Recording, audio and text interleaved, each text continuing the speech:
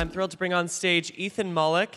Ethan is a professor at Wharton at the University of Pennsylvania, where he studies and teaches innovation and entrepreneurship and examines the effects of AI on work and education.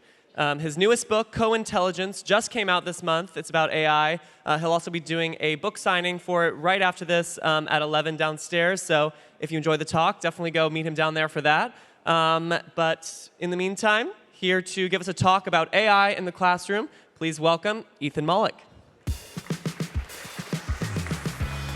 Hello. Hi, everybody. It's so good to see you. We're going to talk about AI in the classroom and AI as a co-intelligence for teachers. And as I try and do in every presentation, I'm going to hopefully demo some stuff, which might break. We'll find out. But what I wanted to do is kind of just a brief moment of history. So I had, the first time I came to GSV was last year, where I gave a talk on the slightly smaller stage next door. And at that point, people sort of knew AI was coming, but didn't know what it was. And I first kind of went viral for my AI work with my syllabus, which I'd been using, having people use GPT before. In my classes, I had an assignment where students had to cheat by creating an essay that would fake me and turn it in. And I did that even before ChatGPT came out. So when ChatGPT came out, this was my policy. And it was shared everywhere. I've seen it been integrated into lots of other policy documents. And it was the idea that, OK, if you're going to use AI in a class, you should use it in a way that is responsible, and you're responsible for your own errors. And this was great in the early days of ChatGPT, early days being just a few months after Chat came out, because this is the test scores of GPT 3.5. So this is ChatGPT, the free version. It's still pretty amazing. By the way, when I say that we have a 65% on the GRE qualitative exam, the exam to get into grad school, that's not 65% right, by the way, for GPT 3.5. That is 65% of human test takers beaten by the AI. So the free version, already very good, but still made mistakes. And that was OK, because then I could make my students accountable for their errors, and the AI was a tool they could use.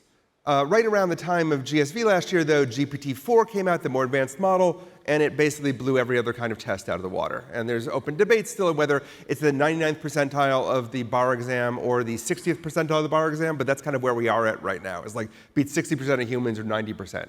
And so it doesn't make sense anymore for me to assign my students, even though I teach really smart students, they can use AI as much as they want to, as long as they're responsible and they talk about the outputs, because the AI is writing better than them in most cases. It's answering more cleverly than them. I have to have a lot of effort to figure out if they do make mistakes or not.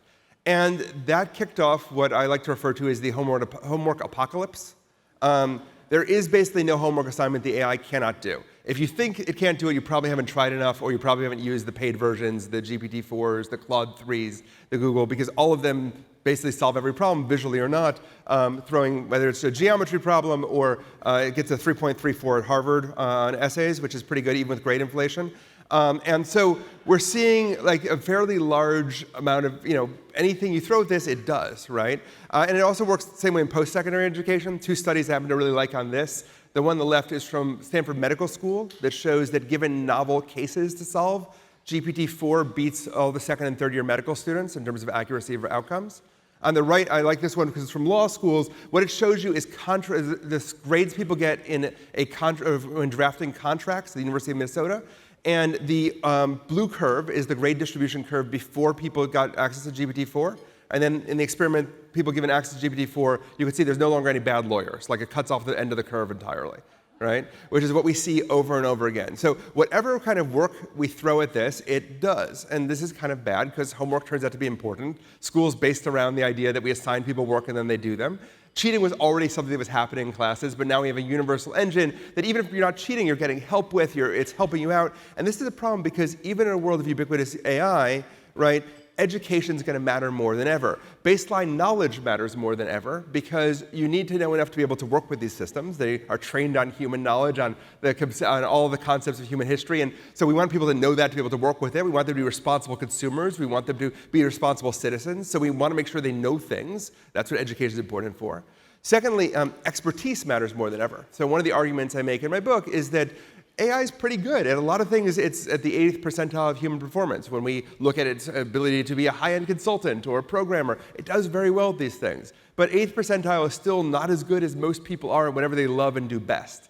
And the only way you're going to be better than the AI in those fields is if you build the expertise to do that. And expertise is a grinding process of building mastery. And we still need to be able to build expertise, and that's what we do in classrooms. And then I actually think schools in the long term are going to be just fine. AI has a huge amount of opportunities. What I'm actually worried about from an education perspective is what happens after people graduate. So I teach undergrads and MBAs and postgraduates, and what I do is I teach them to be great generalists, and then I send them off to various companies, whether that's Google or Goldman Sachs or, or Teach for America or any other organization, and then they go through a period of apprenticeship. Right? So even at this sort of college level, they're going to work with somebody, and that's the process where they actually learn how their job works. And if they go to a financial firm, they get yelled at for 2 years and spend 180 hours a week yelling, working all the time. And that's how they learn, by doing the grinding work about what it takes to be an investment banker or a teacher or anything else, this kind of process. The first thing that people do with AI is replace their interns, because I don't want to assign a task for a human to learn when I could just have the AI do that more easily. The AI doesn't complain, it doesn't cry, it doesn't make mistakes, right? So what I'm seeing is the first crisis is actually not going to happen in the schools, it's going to happen when people graduate. And we're going to have to think about how to bring that material back into schools to teach that. So overall, that means that I think education matters more than ever in a time of AI. And that's why I'm so excited to be talking to this room, because you all know this. And this is not a replacement for teaching. This is not a replacement for formal education. This is something that actually spurs us on to do more. But we have a system that can create a universal cheating tool. So what do we do with that? Well, we really have two choices. We can make it. They're actually both valid choices. So choice number one is that we return back to the basics. All right. So this is the original little professor calculator from the 1970s, and the calculator caused a massive crisis in schools. Right. It did math. What do we do about this? So there was a few-year period of absolute kind of chaos around this, and some schools allowed it, some didn't. How would we afford it? How do we democratize access? All the questions we're used to asking. And then over time, it went from parents hating using calculators in class to parents demanding, and teachers demanding that calculators be used in class. And we built an educational system around there's a certain amount of work you do by hand while you can't cheat with a calculator, and then we move on to more advanced topics.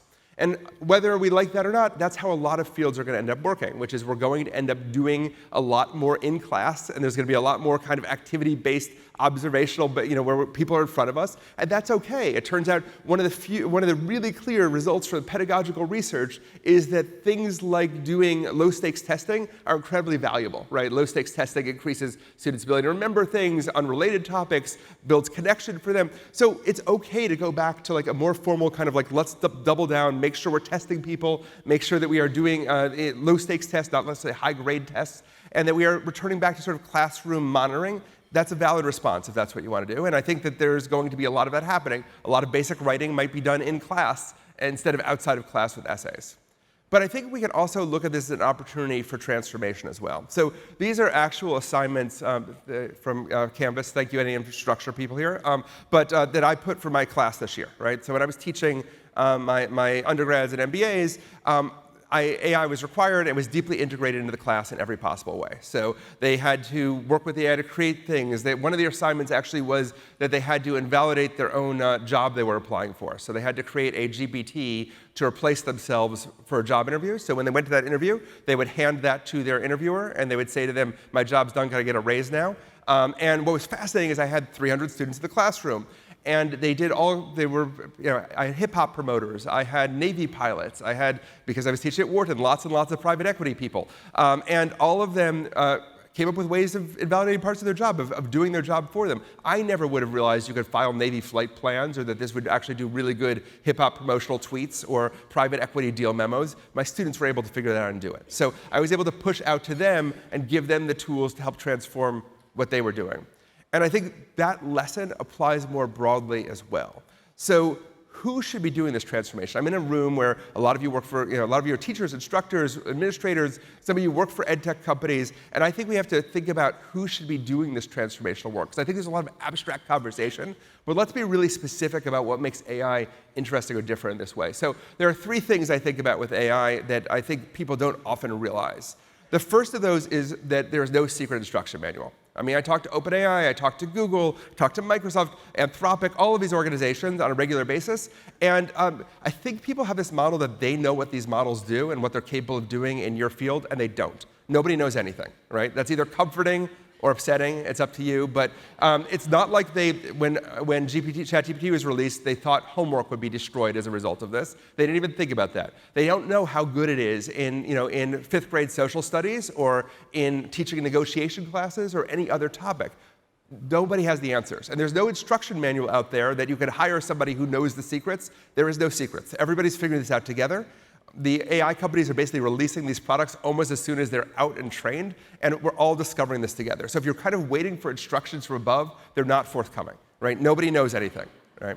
The second thing is that I think because AI is viewed as a technology product, when I talk to non-tech people, they have a little bit of an aversion to getting their hands dirty with it because they're not coders. There is some early evidence I've seen that suggests that coders are actually the worst at working with AI because AI doesn't work like code. Like, code shouldn't argue with you. It shouldn't make moral objections to your points. It shouldn't give you different answers every time. AI does all of those things. What AI is best at, actually, is working like a human being. It's not a human being. Don't make a mistake, but it works like working with a human being. And I find, and in our research, we're starting to see some indications of this early on, that teachers are actually among the best workers with AI. Because what you need to do is understand the AI's mindset. It doesn't have a mind, but it works like a person. If you understand how to give clear instructions, you understand where someone's going off course, you understand how to give corrections, you're actually going to be really good at prompting AI. And one of the things I want to see is more hands-on by less technologists and more teachers, instructors, educators, who I think will actually find they're very good at working with these systems. Because you work with many other minds on a regular basis. You're used to giving instruction. You're used to see where someone goes wrong. All of those skills you'll find are very valuable in this case. And the final thing is, I've been running an internal ed tech company at Wharton for like the last 10 years, and I'm very proud of what we've done. But one of the things you learn very quickly is teaching environments are different everywhere. Every school is different, every classroom is different, every teacher is different, and they know their own environment. And one of the failings of ed tech overall has been that we have to build sort of large-scale solutions that are not customized to your needs and have to trickle down from above. What's really exciting about AI is that instructors who know their own environment have the ability to build their own sets of tools or modify tools that are responsive to their environment. Instead of taking away authority and making it more to do, it's about giving yourself authority and control in a way that we've never had before, democratizing access to education technology. We're already seeing a little bit of this. When I talk to people, a lot of people in classrooms, this is one of our prompts. All the prompts I'm showing you, by the way, I work with my wife, Dr. Mollick, on all of this, and we co-author all the papers together. She's mostly our amazing prompt engineer. And by the way, no programming experience at all before. Teaching, understanding how teaching works, understanding mindsets, building ed tech tools, that's where this comes in. But here's a simple one that creates quizzes, right? And if you give this any document, you will end up getting a pretty good quiz as a result. Teachers are doing this already everywhere, right? I'm seeing a lot of this kind of tool creation of helping you prep for classrooms. It's not showing up in every survey yet, but more surveys are finding teachers are adopting it for this reason. Less commonly, I'm seeing people use this to build activities and explainers that are actually deployed to students. So I find it kind of miraculous that I can say, literally this paragraph to an AI, create an interactive simulator that explains the central limit theorem, and I get a working website, like a zip file, or like a full-on website that I can just show to my students. It's like, here's a simulator that shows you how this works. It would take me a long time to code that myself if I even remembered how to do it and to deploy that, but AI can do this entirely. So it changes the frontiers of what we could do. And I want to make the argument we can go even further, and that instructors are becoming coders now. Okay, so I want to make that argument for you and show you a little about this. This is an example of one of our prompts. It turns out you can put a 4-page prompt that's basically like a assignment, instruction rule set into AI, and it will execute that pretty well most of the time. So I'm going to try and show you some of this here. There's nothing better than live demoing, and especially live demoing ChatGPT, because it breaks on a regular basis. But we will find out whether it works here for us. So I want to show you an example of this. And all of this, by the way, we share all of these prompts. So if you want to play with any of these, you should. And hopefully we can have my screen up here. OK, great. So hopefully you'll be able to see. So I'm going to start with, let's just try an exercise. This is a simulator, the one you see that you saw on screen before, which is about practicing negotiation. So I can just say here, help me practice a negotiation. And then what we know, and I've been building simulators for 10 years, is that you need to customize this for the student, right? So at first, the AI is actually going to ask you, what's your experience level in negotiation? I could say, I am an undergraduate, I'm just making this up as we go along, art student who has no real experience. Okay, and just hit enter, and hopefully we'll see if the AI actually works for us today. And so we're having a whole, I'll show you again the whole prompt. This is all in prose here. It's now giving us 3 choices of scenarios we can run, right? So an art gallery purchase, notice how it's customizing for us. Building customized instruction has always been a really hard, difficult process. It just does this stuff, right, out of the bat. So someone give me a number. What scenario do you want to try? 2. Okay, I heard 2 first. So let's just do 2. Okay. And it's going to give us all the details of the scenario, right? I don't have to write it out. It's going to tell us what our role is. It's going to tell us the basics and the details of this particular experience, what our objective is, and then it's going to, as we go along, give us feedback and information, and then ultimately grade us at the end of this whole process. And this is literally just a few paragraphs of text pasted into ChatGPT. There's no fanciness about this. There's no outside API or other system. This is something any of you could paste in and have working for a student this way, right? Which I think is a very powerful transformation for how things work. And so you'll see it starts to tell us a story here. It's a nice little bit on the story, too. You're meeting the cafe owner at their establishment, a cozy place with a vibrant atmosphere, and it's quoting to us, and we can go back and forth in negotiation, and we'll get feedback at the end in this kind of way. Pretty incredible, right? And how do I respond to start the negotiation on a strong note? I'll just say, give me the art now. Okay, and right, and now it's going to give us some feedback here. Interesting. Right now, will this? I do negotiation simulations, so I know what's right and wrong about this. But think about this: as a teacher, one of the things I could be doing is evaluating the tone of this and saying, is this heading in the right direction or not? Right? And it's going to give us slightly different answers every time, and it's trying to help me because I seem desperate. But the idea here is, beyond that, right? I can also do. Let's go back to our GPT list here. But I can go further than that, right? I don't have to just do. Let me see if I can find it here. We have lots of GPTs we're building. Again, we share all this. So this one actually will help you create a prompt like that negotiation simulator. So I don't have to just give you this. I can actually give you tools that anyone can create that will help you create stuff. So let's say we want to learn about negotiation. And this is for a teacher to use. It's designing this is a tutor, actually. It's not the simulator, but it's fine either way. And there's 2 concepts in negotiation we'll cover. We'll cover BATNA, and we'll cover ZOPA. So BATNA is your best alternative to a negotiated agreement. ZOPA is your zone of possible agreement. Notice it understands the concepts and what they are. If they didn't, again, as a teacher, as an expert, I would be looking at the AI and saying, oh no, it doesn't understand this well. And I would be correcting it and thinking about that, right? And what do they confuse it? They confuse this with best offer, which is a different idea. And so now it's going to say, that's a good point, and it's going to tell me how brilliant I am, which is nice. It's very supportive. If no one else likes you, the AI will. I don't know. You figure it out. It will take us through a bunch of questions, but you can see. I just want to show you how this works here. And now what it's going to do is it's going to actually create a prompt for us that I can then paste in and anyone can use, right? So it's not about demoing an ed tech product to you. It's demoing the idea that you can now roll your own ed tech, and you can create a tool that you could share with other people. You create a tool that creates tools and share that with other people. And there's all sorts of exercises, and I could just copy this code and paste it in, and that would turn the AI, if I can remember how to do this, and that would turn the AI into an AI tutor. Is it the tutor you want to use? I don't know. You'll have to experiment with it and figure out what it's good or bad at. I can't answer that question for you. You are the subject matter experts. And the more we democratize out the use of these tools, the better off we are. And there's many other kinds of tools we could do. For example, let's just pull up one more in the couple minutes I have, just to show you. And again, all of these are publicly available. But here's another nice example. This is this coaching that teaches you to interleave topics together. Let us find a good one here. Okay, here's a nice one. Teach the AI exercise. Hopefully it'll run. And this one has these, as every teacher knows, teaching others is one of the best ways to learn, because it forces you to organize your thoughts and put stuff together. This has the AI act as a student, and your students can then teach them a topic.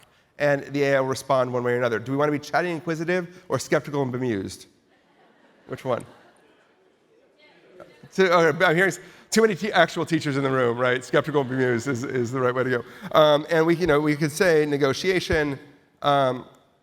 And then it will actually give you feedback on how good you are at teaching it one way or another. Could you start by explaining what it is and why it's important, right? So soliciting answers from you. And these are just things we've come up with, right? The whole idea is that you are a room full of people, and everyone watching this remotely, you're an audience full of people, a world full of people who have not had the ability to make tools before. We've always had to take other people's tools and try and adapt them or live with them or adjust to them.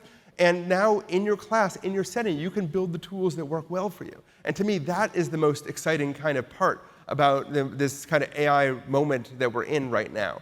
And if we can switch back to the slides for a second here. So what I'd like to argue is that this is the time for us all to build. And what worries me the most is people viewing this as something happening to them, that AI is like a thing that's going to impact education. That's true, but we finally have agency over this, right? This is not something that we have to wait for it to roll down through 25 layers of administration and be turned into products and sold. This is something we can start building on ourselves, that we can all experiment and learn from, because there are no outside experts. There isn't anyone who can tell you how AI is best deployed in education. Right? It's kind of amazing to me in some ways that I'm still here a year later as one of the leading people talking about this. There should be many, many leading people discussing it. There already are. It's bubbling up on all kinds of districts. We're just not sharing enough. We're not talking enough. We're not building our own communities of practice and sharing how we can make this better. We're not taking ideas from ed tech and from pedagogy and building pedagogy instructor-first approaches to how education should work. So here's my advice on what I think we should do. So first of all, as educators, I think we should be experimenting legally and ethically with AI, right? And there are lots of caveats here, but the truth is things like privacy are mostly solvable concerns at this point. Every AI company knows that they want their systems to be used by companies and educational institutions, and they are figuring out privacy solutions. That is not a long-term problem. So I recommend inviting it to everything you do. The only way you can learn what's good or bad at, and by the way, it's going to be terrible at some things, and that's okay, right? You need to learn what it's good or bad at. The way you do that is you use it for everything. Give it every one of your assignments before you turn them in. Use it for every, trying to email a parent, trying to develop a lesson plan, come up with ideas, try it for everything, right? And you will find what it's good at and what it's bad at as a result, and that's how you learn. The second thing is to dive in. I have a series of videos, other materials you can look at, but really the only way to figure this out is just to use it. And the way to use it is just to talk to it like a person. So if it's not a person, but if it's built that way, if you're good at working with people, you'll find that you're good at working with AI. Interact with it, tell it things, correct it when it's wrong, learn what it knows and doesn't know. You'll learn all kinds of interesting things. Like, for example, one flaw in all the major large language models right now is they all believe that learning styles are real because it's been repeated so many times in literature that that's what it thinks is real. So we actually have in all of our prompts, we have to correct it, say, remember, learning styles aren't really a thing, and then it knows better. We have to learn that set of stuff, and you have to figure out how to teach it. You can't be waiting for someone to tell you. And then, most importantly, you have to share what you learn.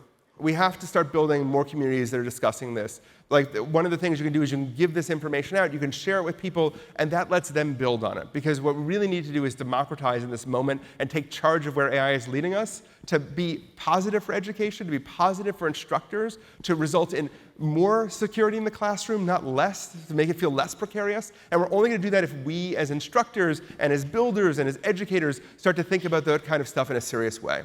And then finally, this is the beginning. If you're not on this curve right now, the other concern I have is that this is just the start. I only have a few months of foresight, nobody else does, but we're not done yet with this curve. If you think okay, AI is ready, we'll adjust to it in the next coming 3 or 4 years, that's not what's going to happen, right? I don't know how long this curve will go on. Nobody knows how long this curve is going to go on, including the people who make it. When I talk to people training AI systems, they're divided on how long this goes and how good these systems get, but they are getting better. And if you sit this one out, it's not going to result in this going away somehow or getting put back in a box or disappearing. So we either decide we're going to do something with this that's positive, we're going to build on what's positive, we're going to role model the positive behavior that comes from AI, we're going to show people how it can be used to make the world a better place, or other people will make that decision for us. So I hope that you think about this and that we figure out ways to join together as a community of educators, administrators, education technology experts, and think about how to build kind of a better future that way. So thank you very much. I have all of the prompts that I showed you are in moreusefulthings.com. We share them all. We have a bunch of academic papers and videos there too, and there's a bunch of practical guides too. And I really want to start the norm of sharing even stuff that doesn't work, the stuff that breaks. We need to be innovating as a group. I don't think we should be waiting for someone else to do it for us. So thank you very much. I'm excited to be part of this journey with all of you. Thanks.